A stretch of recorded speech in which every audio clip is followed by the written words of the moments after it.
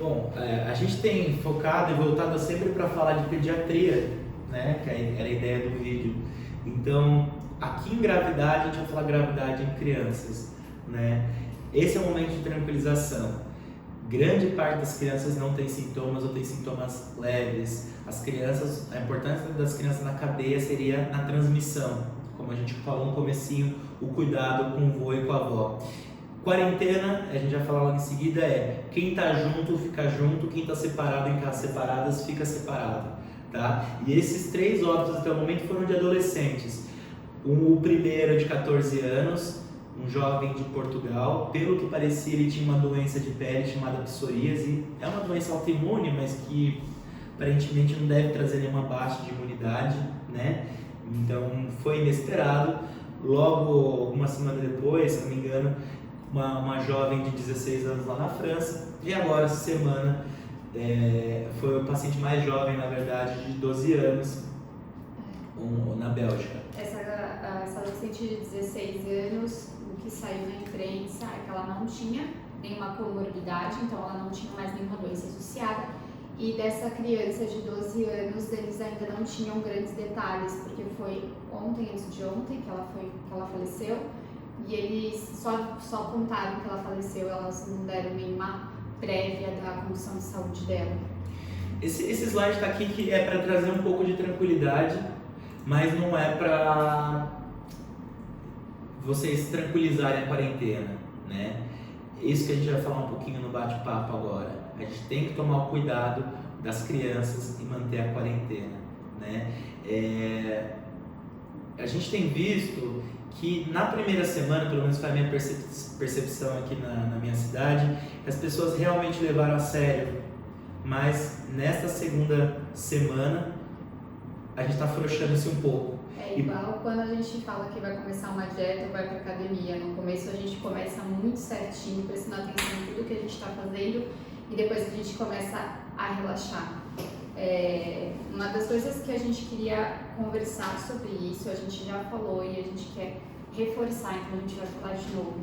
As crianças, elas são transmissoras praticamente, né? A gente não tem muito crianças doentes por coronavírus, a gente não tem muito Covid-19 em crianças. Apesar da gente ter esses 3 óbitos, foram 3 óbitos no mundo todo, então é muito pouco. Lógico que sempre existe o 0,01%, a gente sabe que alguém vai sofrer isso, mas é importante que a gente tranquilize e fale que é raro. Mas o que acontece é que eu comentei quando a gente estava falando da transmissão. As crianças, elas não têm essa noção de higiene. A gente está se policiando muito em lavagem de mãos, em manter a distância, em não colocar a mão no rosto. As crianças, elas não têm isso. Então, quando a gente pede o isolamento, a gente pede a quarentena, é importante que essas crianças realmente fiquem em casa. É importante, por isso que os grandes condomínios estão fechando as áreas comuns, porque área comum não é o quintal de casa. E as crianças, quando elas brincam entre si, elas se tocam, elas põem a mão no rosto, elas põem a mão na boca, elas se beijam, elas se abraçam. Então, uma criança que mora com os pais jovens, ela pode...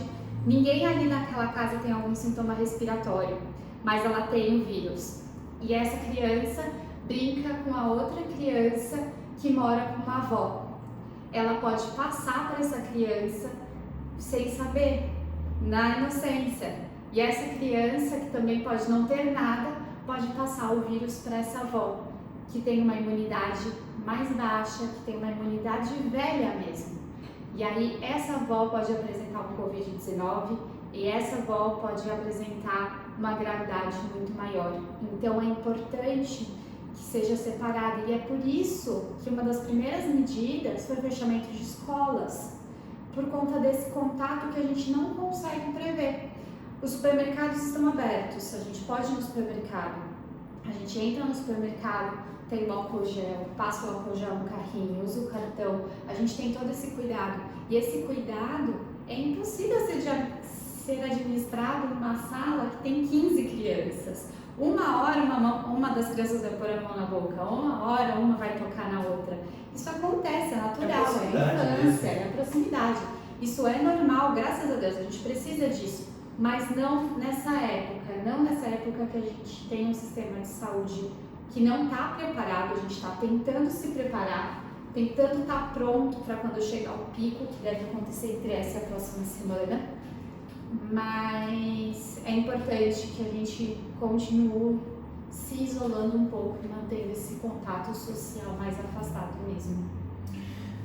Esse ponto da gravidade que eu ia pontuar e que ela falou, hoje a gente estava conversando sobre a gente falou sobre infarto. Quem é comum, vai ser bem bate-papo agora mesmo, quem é comum infartar? O idoso, mas se eu vou falar uma pessoa com 30 anos, 20 e poucos anos, jogador de futebol que teve um ataque do coração, o cara é um atleta, que come bem, uma massa muscular boa, que não deve ter um grande desvio de alimentação, tudo isso, e que infartou. Então, essas doenças, elas vão pegar uma grande massa ali de pessoas que você espera para uma faixa etária. Então, hoje a gente sabe, por exemplo, é um dado, que ela tem predileção por homens mais idosos com comorbidade.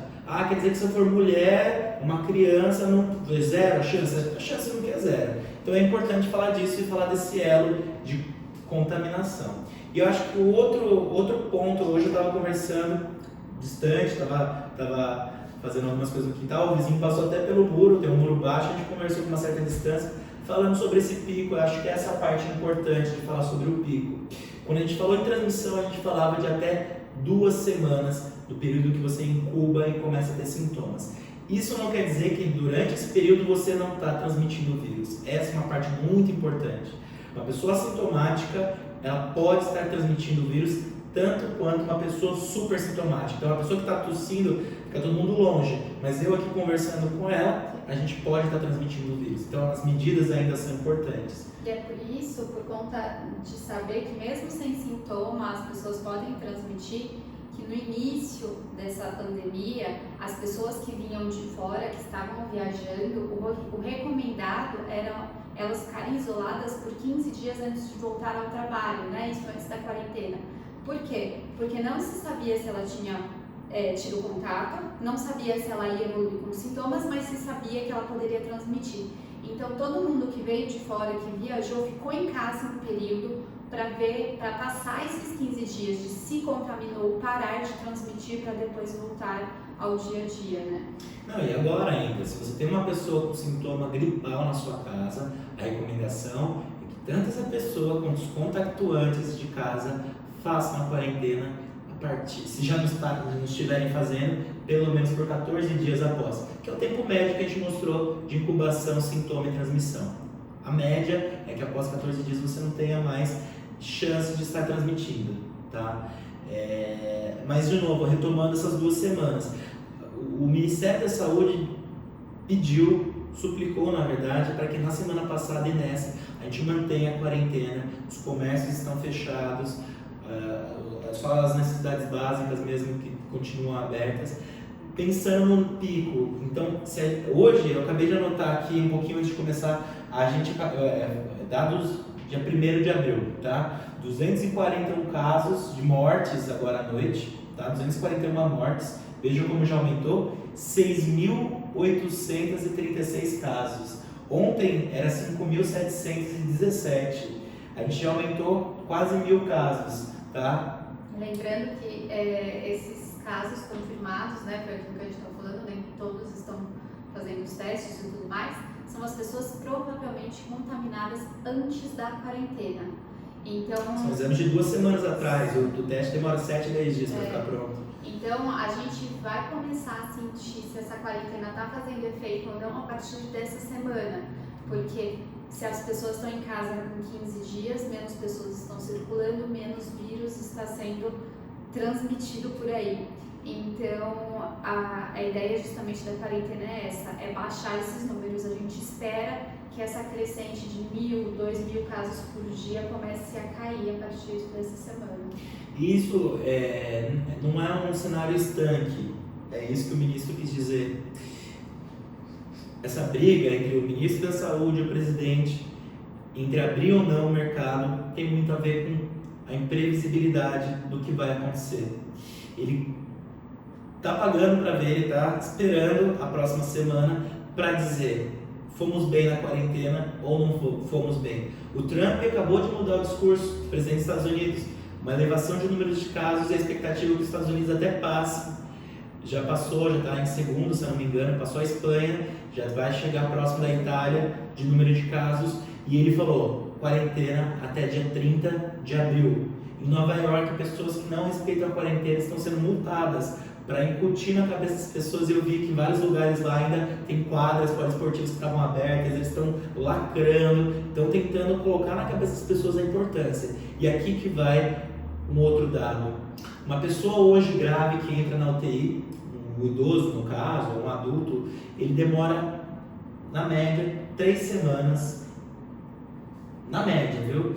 Às vezes até mais, de necessidade de recursos de UTI. Médico especializado, fisioterapeuta, enfermeiro, medicação e ventilador. É o que mais a gente está falando, né? A gente vê famosos que estão doando para compra de ventiladores e tudo mais, isso é muito importante, lógico. Mas o que a gente tem que tomar cuidado é que só ventilador não ajuda. Então não adianta ter ventilador e não ter saída de oxigênio, saída de ar comprimido, não adianta se não tiver máscara, não adianta se não tiver a linha de frente, se não tem um médico intensivista, se não tem um fisio-intensivista, se não tem um enfermeiro intensivista. O ventilador ele é só um aparelho e depende das pessoas para mexer, igual um computador. O computador ele não se liga sozinho, ele não faz o trabalho sozinho, ele precisa de uma pessoa por trás. Isso é importante. Outro ponto, desculpa, que eu queria comentar é que a gente está falando de criança e a gente sabe que a gente tem uma população prematura muito grande, né? Os prematuros, eles ficam muito tempo na UTI. As mães de prematuro, quando os prematuros nascem, a conversa ele vai ficar 1, 2 meses internado com a gente. Então, para a criança, é meio comum 3 semanas de UTI, não é uma coisa do outro mundo. Mas para o adulto, isso é muita coisa. Normalmente, o adulto fica menos tempo dentro de uma UTI. Então, isso assusta muito. Adultos ficando muito tempo dentro da UTI, consumindo muito tempo, consumindo um leito por muito tempo e outras pessoas chegando e precisando daquele leito. Então, essa é a nossa preocupação e essa é a preocupação do Ministério da Saúde em relação a fazer novos leitos de hospitais, a colocar outros hospitais funcionando, porque a gente não tem esse aparato nem mecânico e nem de pessoal, as pessoas estão sendo recrutadas, os residentes, então os estudantes estão sendo recrutados e recebendo por isso, para que a gente tenha tanto pessoal quanto máquinas trabalhando em prol da saúde.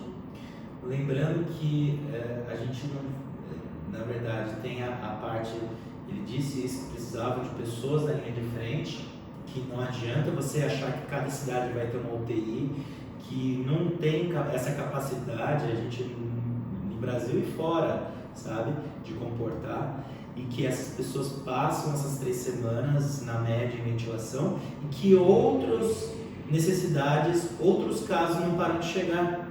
Houve uma redução já no número de acidentes, sendo que a gente tem muitos acidentes de trânsito, por exemplo, e agora a quarentena com as pessoas ficando mais em casa, então esses acidentes graves, eles param, seriam pacientes potenciais que iriam para a UTI também. Mas pensem que pessoas que necessitam de tratamento de câncer, cirurgias que não deram, as eletivas eles estão evitando, mas tem cirurgias que são as oncológicas, as de câncer mesmo, seriam cirurgias que não tem como você interromper, e esses pacientes vão para a UTI, neurocirurgia, pacientes que fazem quimioterapia, eu estou indo mais para a linha do câncer, mas tem muito infarto, o AVC, que são 2 complicações que, assim, não tem como você brincar, pessoas que infartam vão continuar infartando, pessoas que têm AVC vão ter AVC, e o receio é esse, chegar no limite. E a importância da quarentena, ela vem também ligada a outros motivos de idas à UTI, por exemplo, acidentes de carro, acidente de moto, que a gente vê muito por aí, e esses vitimados acabam precisando de cirurgia e acabam precisando de UTI. Então a quarentena também é importante para reduzir o número de circulação de pessoas e evitar que acidentes e outros motivos de UTI desnecessários e possivelmente previsíveis e preventivos possam acontecer. Eu ia comentar, eu falei dos prematuros, eu lembrei que eu recebi algumas perguntas.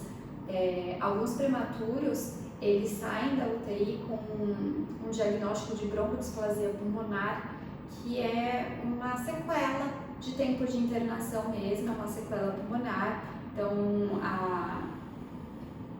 é como se ele já tivesse uma doença respiratória crônica.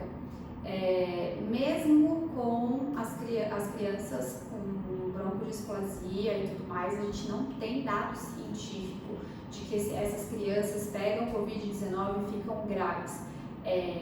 Elas estão nesse bolo que a gente comentou, então a gente teve 3 pessoas, crianças, né, graves e óbitos. Então fiquem tranquilos. E eu vou ainda linkar, essas medidas de higiene, elas precisam ser feitas sempre. Elas não são para ser feitas em medidas de quarentena. Lógico que você não precisa tomar banho de álcool gel, mas eu acho que isso é um dos motivos que as crianças prematuras, as crianças com fibrose cística, elas não estão pegando essa doença porque elas já têm essas medidas de higiene dentro da rotina. Elas já estão acostumadas a lavar a mão o tempo todo, a não compartilhar copos e talheres, elas já têm isso dentro da rotina, que é o que a gente precisa fazer para prevenir de pegar o coronavírus.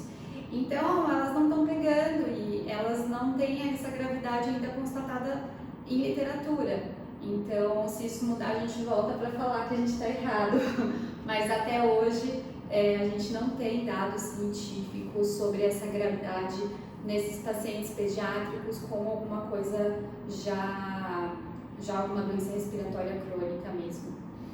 E falando nisso, essa outra chave, né?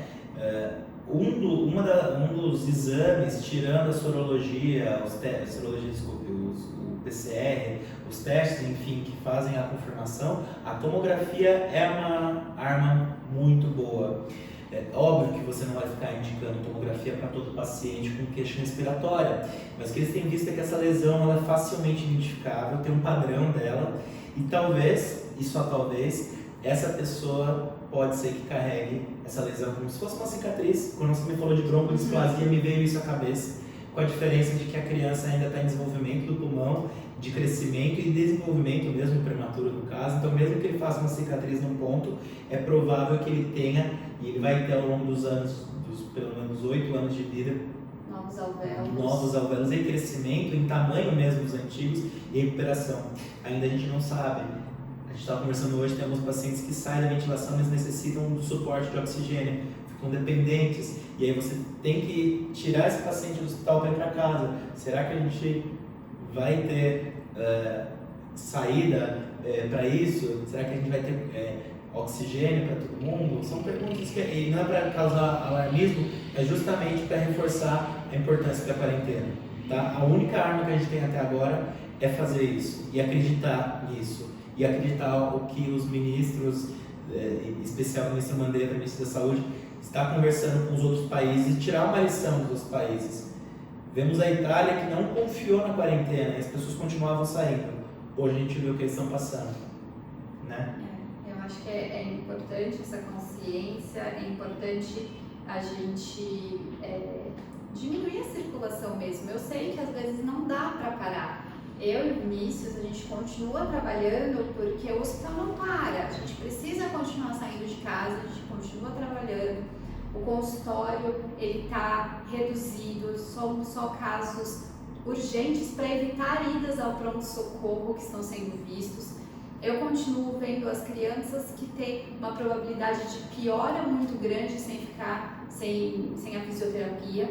Então, diminuir a circulação. Então, se você pode deixar para sair um dia só na semana, aproveita aquele dia para sair e fazer tudo. Não precisa sair todos os dias e se expor vários dias e expor outras pessoas. É aquilo que a gente está conversando o tempo todo. A chance da gente pegar coronavírus é grande. A chance da gente evoluir com a doença é pequena. Mas, se eu pego o coronavírus, eu não evoluo com a doença, eu posso passar o coronavírus para uma pessoa que pode evoluir com a doença. Então, é pensar em si e pensar no coletivo. O quanto a gente não saindo de casa está protegendo o outro. Quando eu não saio de casa, eu estou protegendo, por exemplo, o catador de lixo que não parou. Eu estou protegendo um farmacêutico que não parou. Eu estou protegendo o pessoal da limpeza que não parou. Então, se você pode parar, se você pode fazer um home office, se você tem outras possibilidades, evite, diminua o contato. Eu e o Vinícius, principalmente por a gente estar saindo muito de casa, nós estamos isolados. A gente não está visitando os nossos pais, a gente não está visitando os nossos irmãos, nós estamos isolados, eu, ele e a nossa cachorra, porque isso é importante para proteger os outros. É isso, eu acho que eu sempre digo isso, é uma lição que eu tenho da vida. Em todo momento ruim, você tem que pensar que tem alguma coisa positiva, e a gente tem que tirar lições disso. Eu acho que essa é a parte positiva. Se a gente só passa por um momento ruim na vida e não tira nada de positivo, você não aprendeu nada, e daqui a pouco você tem chance de passar por aquilo de novo. Então acho que vai ser uma lição para toda a humanidade, e está todo mundo falando isso. Uma lição para que a gente não se esqueça das medidas básicas. Lavagem de mão, o álcool em gel só se você não puder lavar a mão com sabão. Em casa, no hospital, a gente sempre usa água e sabão. A gente usa o álcool em gel quando não tem sujidade, entre um paciente e outro quando não tem sujidade, mas na grande maioria das vezes é água e sabão. Não precisa ter esse desespero pelo álcool em gel, que eu acho que já reduziu porque foi normalizada a distribuição, mas lembre essa importância. Quando a mãe chega com um recém-nascido em casa, me pergunta qual o cuidado, eu falo, evita aglomeração. Muita gente na sala, vai chegar o outono agora em março, um lugar bem ventilado, aberto, evita ir aos lugares cheios, shopping, culto, um cinema, são coisas óbvias, mas são coisas que as pessoas agora estão se dando conta, né? Quando a gente falava isso antes, parecia que não era tão óbvio, e mesmo a mãe que está resfriada, muitas vezes a gente fala, cuidado, porque você tem uma chance. Quando a gente tem uma criança com sintoma respiratório, quando eu pego no consultório, eu olho para os pais. Falo, tem algum dos dois que deve estar resfriado. E tá. E pode ser bidirecional. Ou começou com a criança e ela passou para os pais, ou começou com os pais e ele passou para a criança, ou um irmão. Mas esses são os cuidados básicos que sempre, essa é a lição que eu quero que a gente tire, sempre a gente deve usar, sem nenhum tipo de paranoia, sem nenhum exagero. Essa é uma pergunta que eu tenho sempre com os meus bebês. Quando eles começam a engatinhar, é o momento que às vezes os pais me perguntam: você acha legal deixar o sapato para fora da casa? E eu digo, foi exatamente isso que o Vinícius falou, sem paranoia. Eu acho que se só existem adultos na casa, nesse sentido, é normal que você entre com um sapato, a chance de contaminação é mínima, porque um adulto não vai colocar a mão no chão e mão na boca depois, né? A gente tem esse senso de higiene um pouco maior. Mas quando você tem uma criança que engatinha dentro de casa, você pode sim levar alguma coisa da rua para casa. É a criança que está com a mão no chão o tempo todo e essa mão vai para a boca. Então, o que eu acho sobre deixar o sapato para fora? Acho interessante se você tem criança pequena, eu acho isso muito válido. Isso é uma das coisas que está todo mundo fazendo, às vezes tirando a roupa mesmo antes de entrar em casa, por conta dessa pandemia, mas talvez fique algumas coisas no Japão, isso é cultural. Então, talvez a gente englobe algumas coisas diferentes para o nosso dia a dia, tal como o sapato de dentro de casa, o sapato para trabalhar e não cruzar, principalmente nos dormitórios e tudo mais. Então, eu acho que essa é uma outra dica legal, que eu acho que a gente está fazendo isso hoje em dia na pandemia, mas que é uma coisa que a gente pode levar para o resto da vida também. Eu anotei aqui, durante que a gente foi conversando, 5 lições que, pelo menos para mim, fazem sentido. A primeira é essa. A segunda lição, quando ir ao pronto-socorro? Você vê que agora a gente fala, converse com o seu médico. Os pediatras geralmente têm essa tendência de deixar o telefone, de conversar com as mães, de orientar. E eu sempre falo para as mães, vamos tentar antes, ver se a gente consegue fazer alguma coisa antes de ir ao pronto-socorro. Pronto-socorro é lugar de urgência. Pronto-socorro, um resfriado comum não deveria ser o caminho natural passar ao pronto-socorro. A gente tem uma cultura do pronto-socorro no Brasil. E às vezes quando a gente, antes da pandemia, ia ver o que era o grosso, tanto do infantil quanto do adulto, são queixas que você resolveria com medicações banais, com antitérmico, com lavagem de nariz, com inalação com soro. Aumento de hidratação. Então é a segunda lição. Será que a gente... Como que nossas mães faziam quando tinha uma criança doente em casa? Elas já iam, às vezes era longe, todo mundo morava distante da cidade, não era tão perto, todo mundo tem um avô, uma avó que morava em sítio.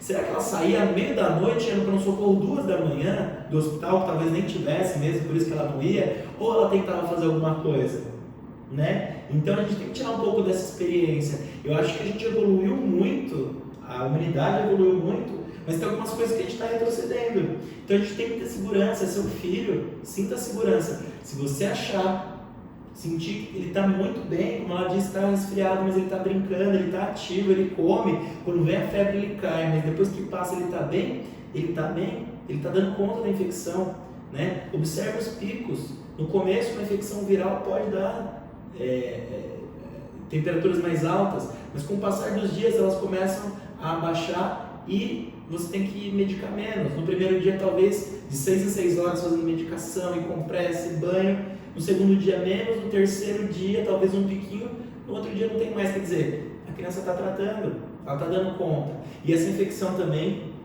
serviu para mostrar como pelo menos até agora, como a gente não tem nenhuma confirmação, não existe um remédio para tratar a infecção viral. Então, claro, a gente tem o HIV, a gente tem hepatites, a gente tem a própria influenza, que tem o Tamiflu, tem algumas infecções que a gente tem remédios que impedem a replicação, a multiplicação viral, mas não existe um remédio como um antibiótico e muitas...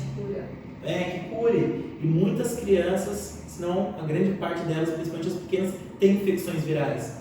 Os vômitos e diarreia, na grande parte deles, na maioria, são virais. Os resfriados são virais. Então, assim, a gente tem que ter uma tranquilidade e ir ao PS só quando a gente precisa, né?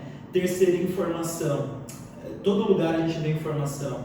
E também acho que serviu nessa pandemia para as pessoas filtrarem a informação. Será que esse lugar que está me falando é realmente confiável? E canais oficiais, viu? A gente teve discordância dentro do próprio governo. O que um fala, o que o outro fala. Calma, vamos julgar, vamos ver. Não confiar cegamente. A gente tem hoje canais de YouTube, tem o próprio Twitter, eu não acompanho tanto, mas que é um canal rápido de informação. Instagram, e a TV e o rádio. Então, e coisas que unificam tudo. Por exemplo, o próprio YouTube que pega a TV e o rádio e joga para dentro dele e filtre as informações. Eu brinco, eu trabalho no hospital escola, então eu fico com alunos e eu sempre digo para eles, não precisa acreditar nem 100% em mim, duvide do que você está pesquisando. Se a Amanda falou A, joga na internet, será que A é isso mesmo? Quantas pessoas falam que é A? Então é isso, não confie 100% em tudo que vocês leem, a não ser que seja óbvio alguma coisa num canal oficial. A gente está falando de uma sociedade brasileira de pediatria, que são pessoas que estão estudando o tempo todo. A gente está tentando fazer isso em casa, a gente acorda e lê as notícias, a gente dá um tempo durante a tarde, à noite a gente vai ver o balanço geral, vai ver as notícias, vai assistir as aulas que estão saindo sobre isso para se manter atualizado, porque eu volto a dizer, esse vídeo está acontecendo no dia 1º de abril, pode ser que muita coisa que a gente falou hoje mude amanhã, e pode ser que não, pode ser que continue sendo ratificado. Então é importante acompanhar as notícias para saber, isso tudo é muito novo para todo mundo, a gente está estudando todo mundo junto, então confie em quem estuda. Recebeu alguma coisa no WhatsApp, joga no Google, joga fake news antes de propagar, porque às vezes a gente acaba propagando pânico demais, ou então a gente propaga tudo paz e amor demais. E eu acho que a gente tem que encontrar o equilíbrio nisso.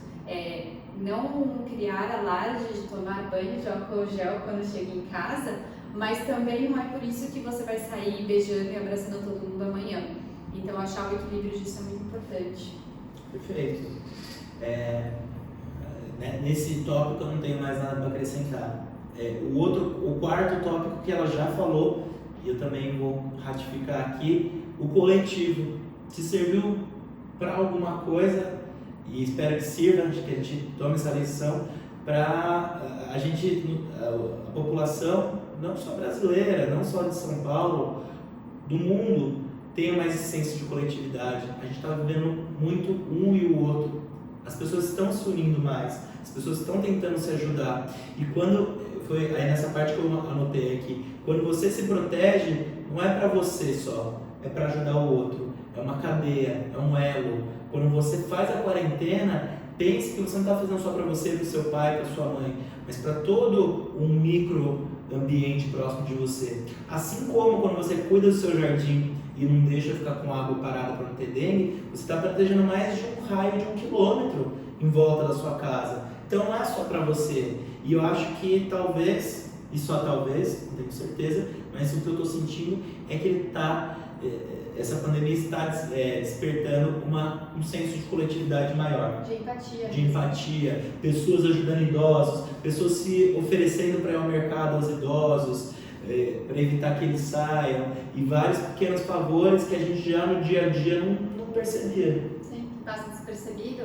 E uma coisa importante, e eu falo isso muito pelos meus pais, assim, não tem problema em pedir ajuda, não tem problema. Eu falei, conversei com os meus pais e falei assim, pede para o vizinho fazer a compra, pede para alguém mais jovem fazer a compra, você não precisa ir até o supermercado, não tem problema, isso, você não é menos independente por causa disso.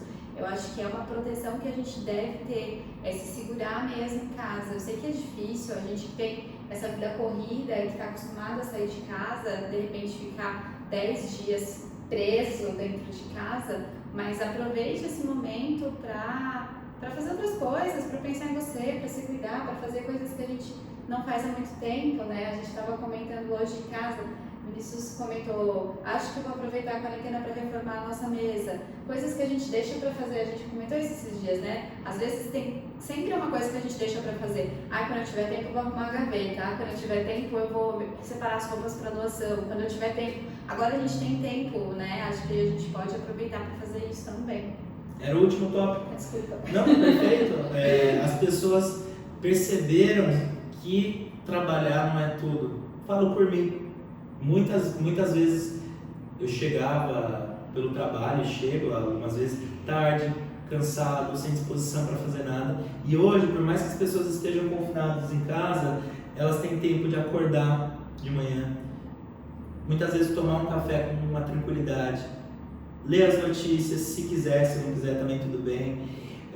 Ver um vídeo, assistir o famoso Netflix que está todo mundo falando, maratonar uma série, ler livro. Eu mesmo fazia algum tempo que não lia e comecei a pegar para ler. E aí um monte de coisa que você ficava postergando, que você não fazia na sua casa. Eu mesmo hoje furei a parede e coloquei lá um quadrinho que a gente estava pensando em pôr e estava guardado desde que a gente mudou. Lavar alguma coisa. Esse lado de caridade, voltando para o coletivo de novo, tem um monte de roupa que eu não uso. Por que você não aproveita esse tempo e arruma um armário, tira tudo aquilo que você acha que você não usa e reserva já para uma pessoa que pode talvez usar de uma forma melhor que você ou que vai precisar? A gente está falando das crianças, quantos brinquedos a sua criança não tem em casa e quantos ela realmente brinca ou não. Talvez seja uma hora de você sentar com o seu filho, de reconectar com o seu filho, que às vezes você só vê tarde da noite, quando chega do serviço, e vamos separar os brinquedos, qual você gosta, qual você não gosta, esse você brinca, esse você não brinca. Eu tenho postado muito no meu Instagram, que a gente vai colocar, disseminar junto com essa aula, atividades para fazer em casa, atividades para conversar com seu filho. É importante que ele entenda um pouco da quarentena, dependendo da idade também. É importante que ele entenda o porquê ele está ficando em casa. Tudo que é compartilhado é mais fácil. Lógico que uma criança de 3, 4 anos não tem a habilidade necessária para lavar as mãos de uma forma adequada, mas é importante que ela sinta que está lavando a mão. É importante você ensinar e falar, olha que legal, lavar a mão, a gente lava a mão desse jeito, isso é importante porque não leva o bichinho para a boca. Por mais que depois você passe um álcool gel na mão dessa criança, é importante que ela tenha essa proatividade, e não que o adulto simplesmente vá lá e limpe a mão dela.